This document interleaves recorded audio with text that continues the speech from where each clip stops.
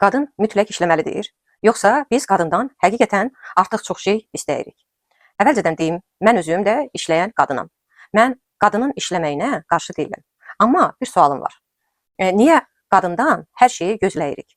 İşlə, pul qazan, evə gəl, yemək bişir, evi yığışdır, uşaqlara bax, hamını yedir, həmişə baxımlı ol, həmişə gülərüz ol və bir dəfə də yoruldum desən, deyəcəklər, nə etmirsən ki, yorulmusan?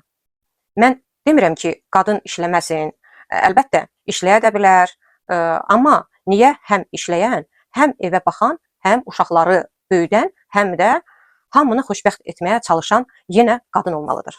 Bəlkə problem qadının işləməsində deyil. Problem ondadır ki, bütün yükü bir nəfərin çiyinlərinə qoymuşuq. Ailə 2 nəfərlə qurulur. Deməli, məsuliyyət də 2 nəfərin arasında bölüşməlidir. Siz necə düşünürsünüz? Qadın işləməlidir, yoxsa onun seçim haqqı olmalıdır? Fikirlərinizi səhifəmə yazın və abunə olmağı unutmayın.